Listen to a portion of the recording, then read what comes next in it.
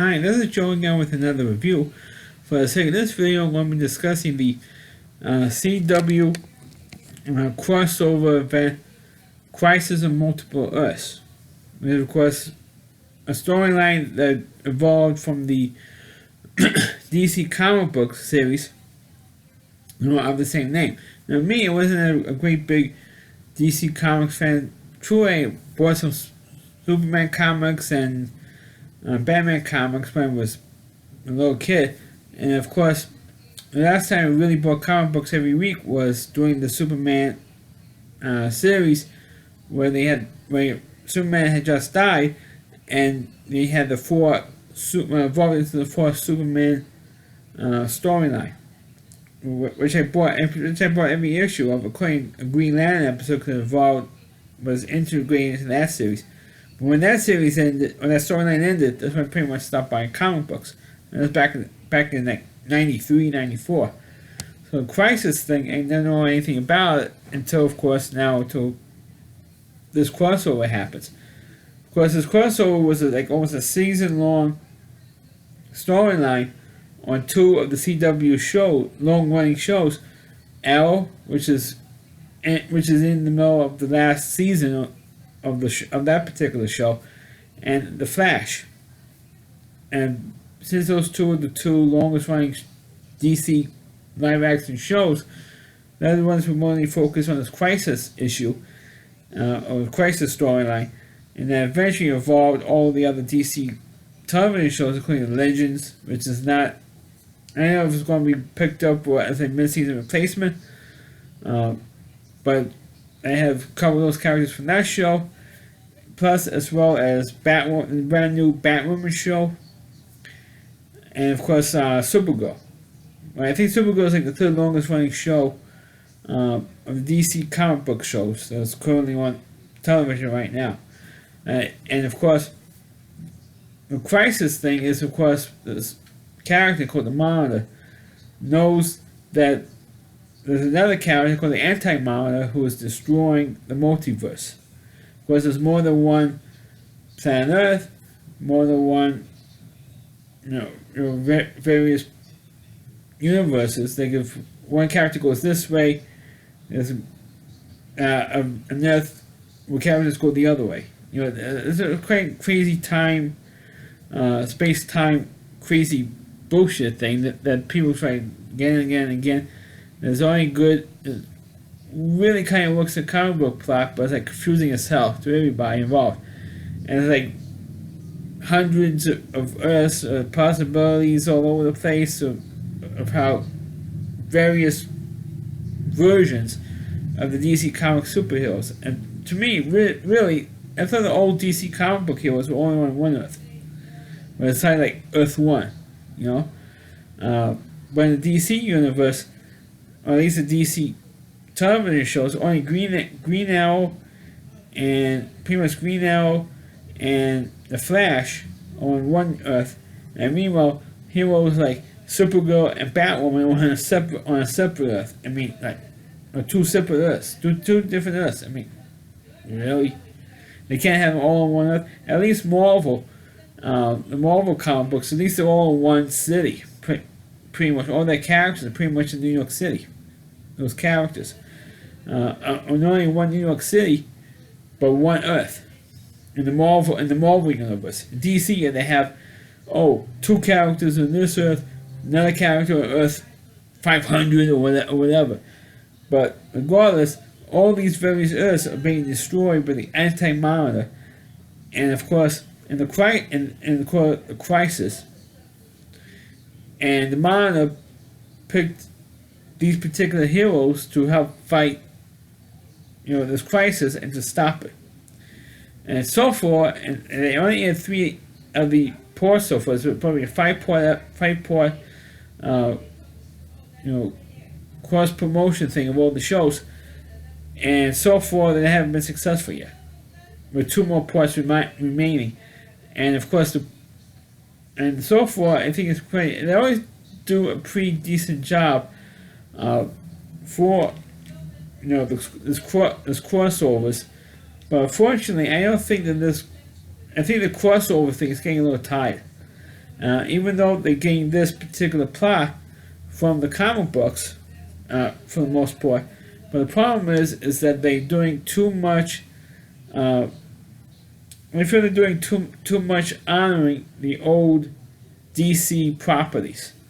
What I mean is that they had in the very first episode of this Crisis storyline, you see Burt Ward, who of course played Robin in the original Batman television series, and actually they called his Earth Earth 66 because that was the year that the Batman TV series came on the air. And also you had the original Flash from the television show. John Wesley Shipp, of course, played the Flash in the 1991 television show, and his Earth was of course called Earth 90. And of course you had the guys who was Superman in the Superman Returns movie and the Man of Steel films.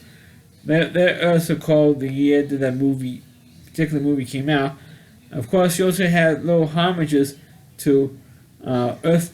I think it was like Earth 2000 or whatever it was, or Earth 20, which was a homage to the Smallville television show where you had Tom Welling, who of course played Clark Kent / Superman in that film, plus Erica Durance, who played Lois Lane in that series, came on and did a cameo in that show as well during the second episode, which of course was a nice little homage to Smallville. So they did like little homages to.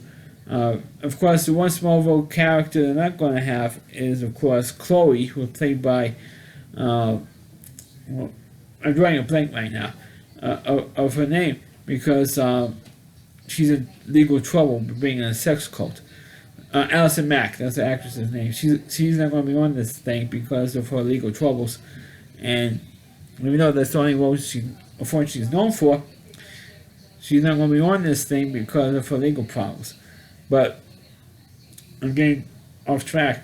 But it's kind of nice to see the little homage. They even have a little homage to the original Superman film, where there's one Earth that's being destroyed, and they sent Superman and Lois's baby, off in a rocket ship, just like the 1978 opening of the 1978 Superman film.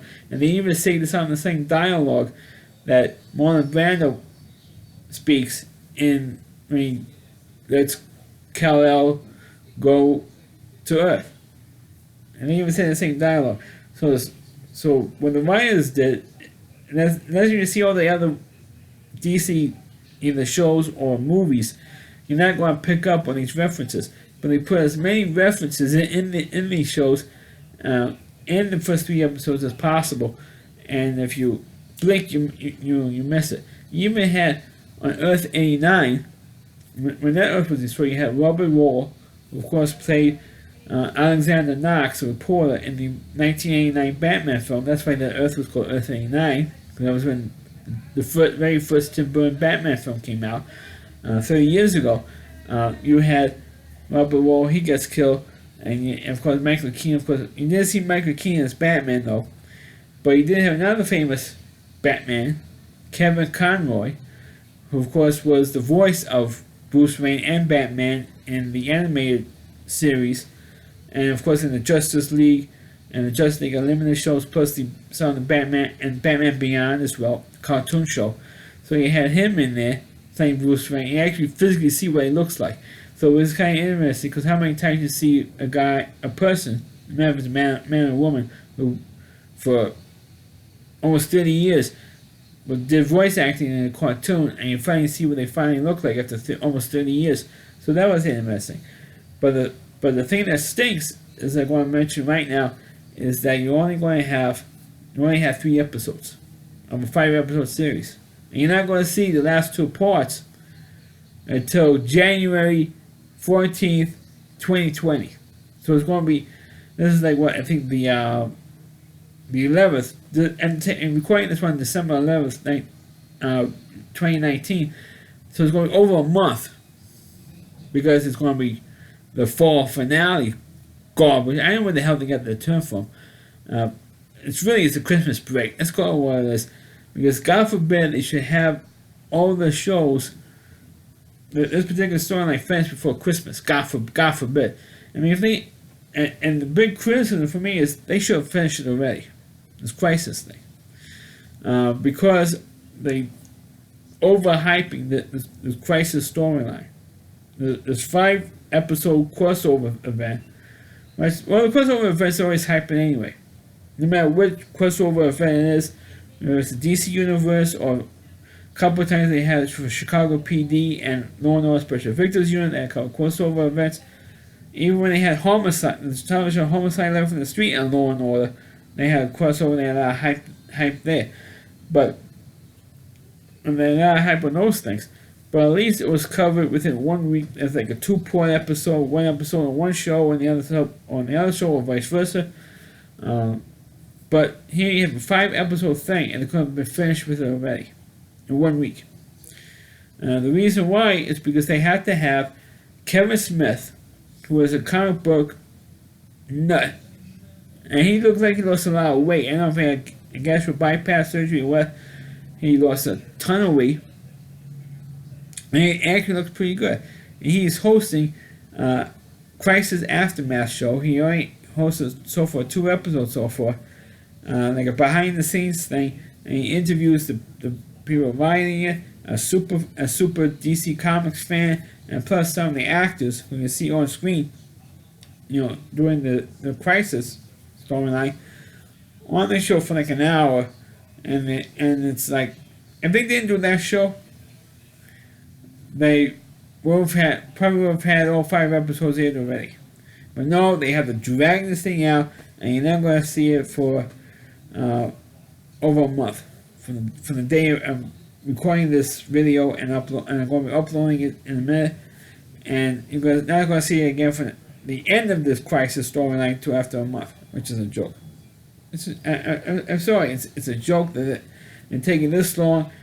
They're hyping this Crisis storyline all season, especially on the Flash and Green Arrow shows, and they're hyping it to death, and then they not going to have the end of it to over a month from now, from the day this video is uploaded. It's over a month, and of course you have a couple of fake deaths in this thing, which those of you who have not seen it, I'm not going to spoil it for you right now.